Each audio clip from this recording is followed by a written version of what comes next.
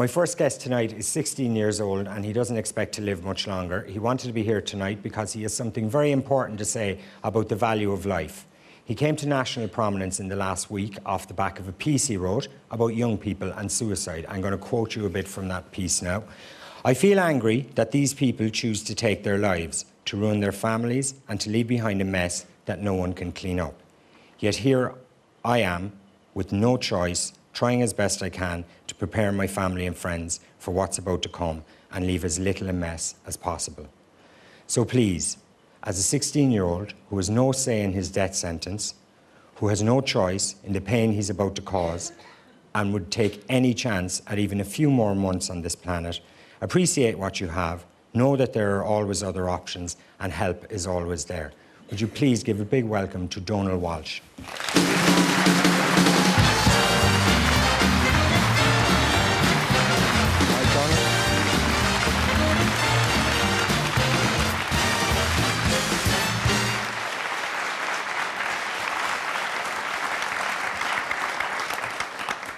All right, Donal? Yeah, perfect. Good. Looking good? Thanks very much. It's a bit of a Paul Galvin kind of vibe, is it? I don't know. The skinny chinos might be a bit of his inspiration. He's a bit of a style inspiration for you, is he? Yeah. And of course you Kerry boys all stick together. So listen, Donal, before we go on to talk about young people and suicide, maybe to give people an idea where you're coming from, you might just tell us your own story of the last few years. So 2008 you were first diagnosed with cancer, is that right? 2008 they first found out I had a tumour in my right knee, and I had 9 months of chemo, and they took out half my thigh bone, my knee joint, and some of the lower part of my leg as well. And that stopped me from playing all sports, kind of field sports like GA and rugby. And you were mad into sports, weren't you? I was huge into them, you know, normal 13-year-old would be. But I kind of dealt with that and moved on with it, and then it was, well, I was kind of innocent at the time as well, 12 or 13. I didn't really know what to do with it, but yeah, I moved on, and fairly easy, and got back to life after that. And in 2012 then, just last February, they found it relapsed in my lung. So they took out the 2 lower lobes of my lung, and that's about half my lung, I suppose. But that surgery was in February, and I had 4 months of chemo into the summer, and I was put back into remission again and went back to life as normal again. Okay. And then in October they found 6 more tumours, so they kind of, after fighting for my life twice, it was kind of a huge blow then to hear that, and it was just in October now. And there's no treatment left for it, so that's pretty much it. But I'm trying to, they gave me a few months, and I've been here longer than a few months so far. They told you first, didn't they? Did they tell you in October to maybe have an early Christmas? Yeah, they kind of told the family to have an early Christmas, but I didn't really go by that. I had the normal Christmas, and I was fine. I still kind of mostly am living a normal life as possible, like. Yeah. And my friends see it that way, and I kind of do as well, but it is catching up on me a bit now. But I kind of battling on stubbornly from what they're saying. They keep. Your mother says like they keep putting deadlines on you, but you're fairly stubborn about. Yeah, okay. I'm not taking them on board at all, kind of. Good man. Do you mind me asking what's the prognosis at the moment? At the moment, they said, well, they found 6 tumours. They were all bone tumours, and then they found only, I think, 2 months ago, they found more in my lungs, and that's the only organs it's moved to so far, which is good. Okay. It hasn't progressed to any other major organs, so the only effect I feel now is I'm out of breath very easily. And but the prognosis was that I wouldn't make it to the end of the Easter holidays, and here I am, the end of the Easter holidays.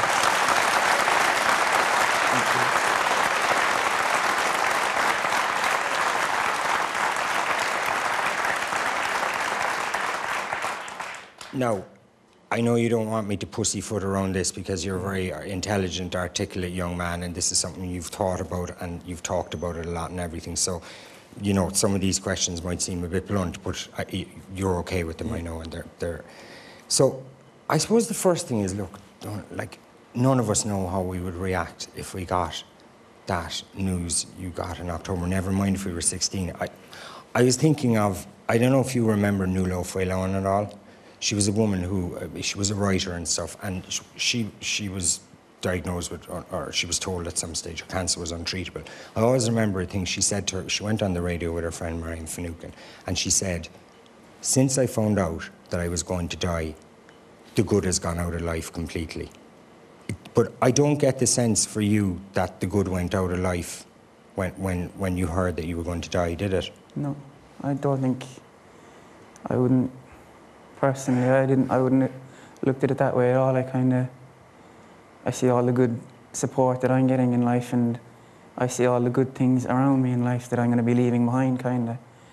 You know, it's not, I don't see just negative. I'm not looking forward, obviously no one will be looking forward to dying, but yeah. I'm not thinking about that. I'm thinking, if there was anything negative, it's all the beautiful things I'm leaving behind. Yeah, like on a day like today, it was such a beautiful spring day. Yeah. You must just think it's so yeah, and walking unfair. Around Dundrum last night, seeing people with their friends, and I wasn't able to walk around because of my lungs, but I was being pushed around in a wheelchair by my mum, and it kind of hurt, like, you know.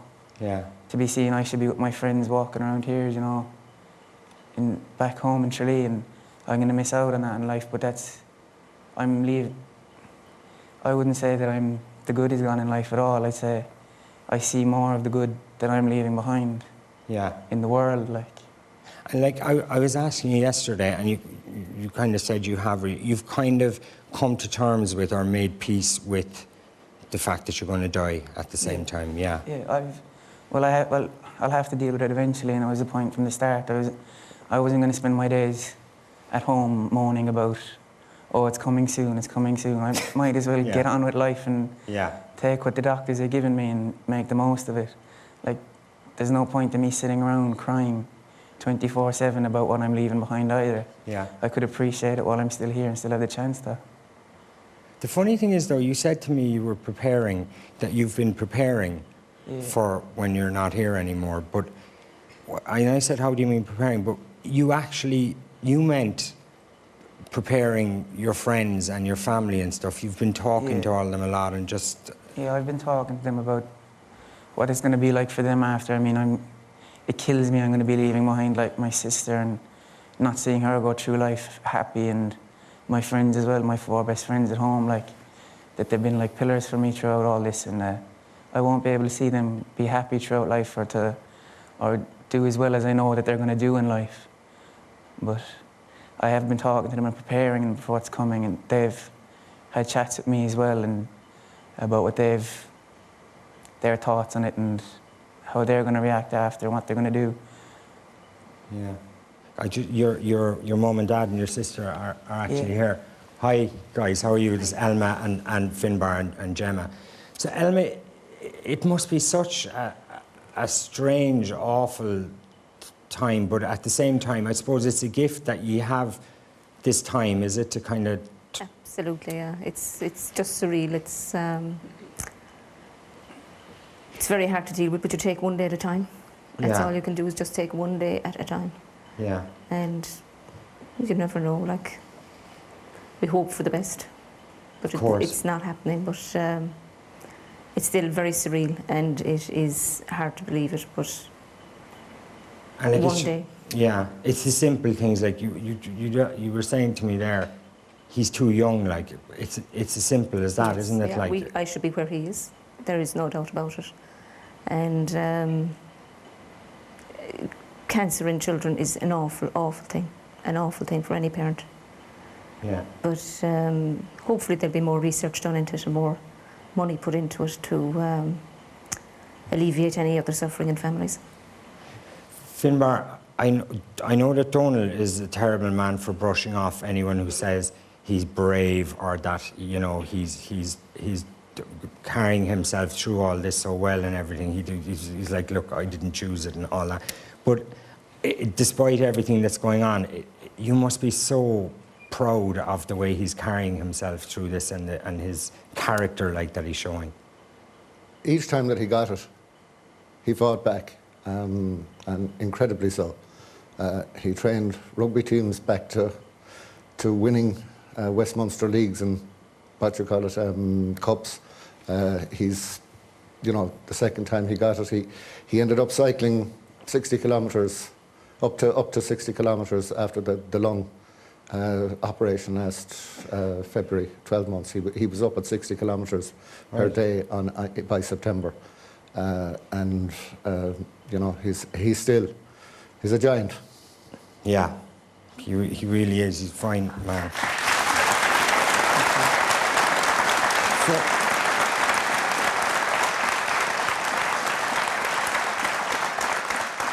I suppose, Donal, when you're faced as you are with your mortality and all that, you seem to have a very clear perspective on what's important in life, right? And I know for you that your friends who are like brothers to you are extremely important.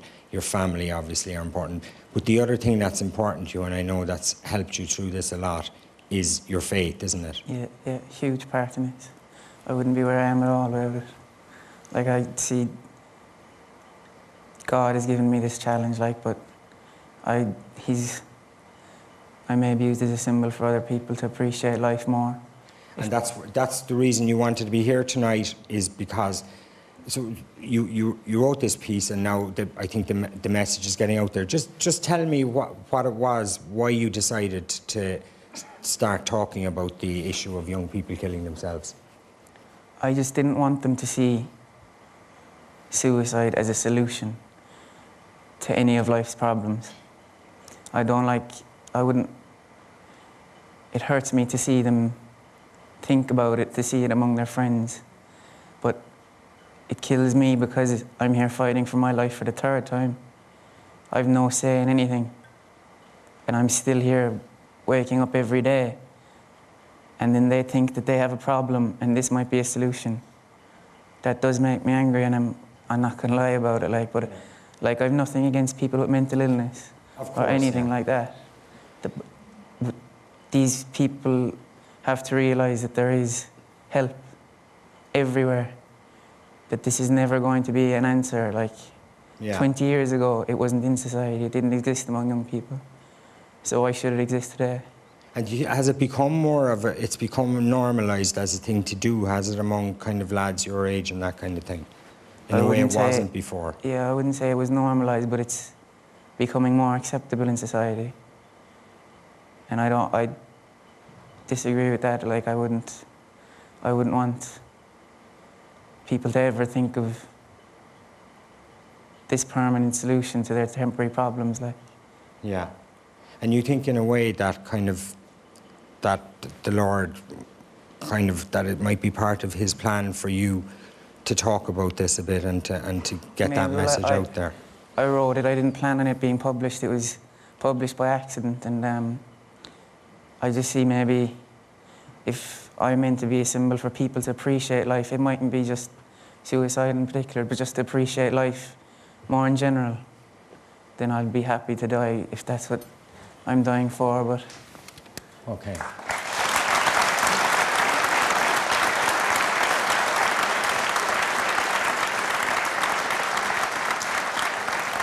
Come here. In terms of appreciating life, in fairness, you've got the most out of the last few months. The first thing you did, which is a lot of guys your age would dream of doing it, and we all dream of doing it, whether it's in work or whatever, you gave up school straight away, yeah? I was gone out the door. No question about that. Yeah. And then what did you do the first weekend after you got the bad news? It was the midterm in October then, so me and four of my friends, John, Hugh, James and Cormac, we went to London with some of my family as well, my cousin Owen and my uncle Brian, and my dad came with us, and we spent the week kind of tearing around the city in the red light districts and exploring. Okay, we don't need to know anymore. I'm sure your poor mother, Elma, there doesn't need to know. And then I was going to say, and you went to Paris as well then, didn't you? That was more a family-orientated trip. We saw the Eiffel Tower. Okay, so Amsterdam now is probably last on the list. Next stop. Right. the And south. the other thing you did, though, like you didn't just... This is the amazing thing. I suppose a lot of people, if you thought you only had a certain amount of time left, you think, well, I have a perfect excuse now to be selfish. It's all about me now and a bit of me time. But actually, what you've been doing as well over the last while is you were fairly disgusted when you were in and out of Crumlin with the conditions in Crumlin, yeah? Yeah. It was an awful state for the last 4 years. Like, they built the ward in the 1970s for... they built one family bedrooms. So you could have a parent, a child, and maybe a brother or sister that would sleep on the floor alongside him. And that's what the room was built for in the 70s. One wardrobe and one sink. But when I came in 2008, they had started squashing 2 families in.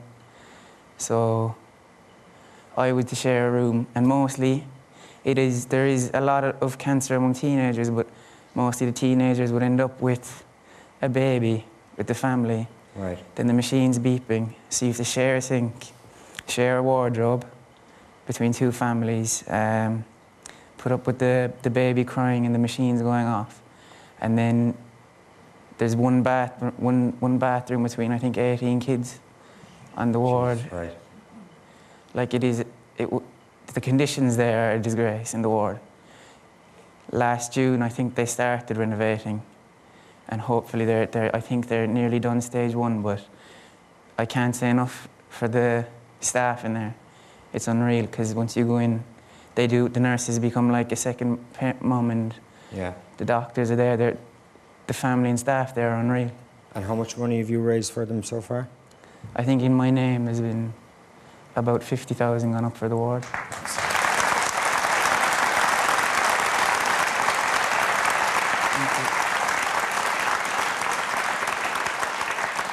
Just a couple more. I'm conscious that they want to finish up, but there's just a couple more things, because I do want to ask you about...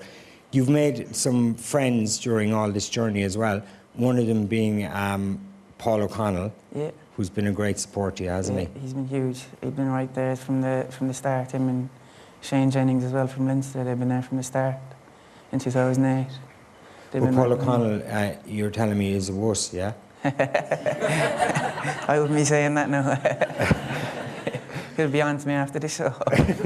But you were showing me a video yesterday of you were getting... Oh yeah, the tube pulled out from my lung, and he wouldn't watch it at all, but my friend John was there videoing it on his phone. Paul O'Connell couldn't look. No, I don't think I was able to look for a few weeks after either. Yeah, it's fairly gross. Listen, is there any other ambitions or things you'd like to do now? I know most people that have a bucket list ready to go. I don't really have anything. I mean, like, obviously, if I had gotten the time, I would have gone travel the world, New Zealand, gone bungee jumping, all the things. But I don't get to see that in life now, so as long as I find peace over the next few weeks and contempt in my life, I'll be happy enough. Okay. Listen, Donal...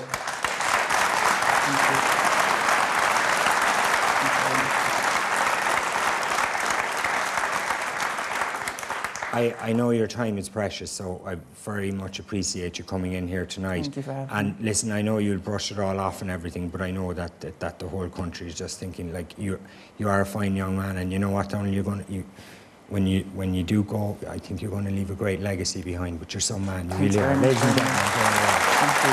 Thanks very much.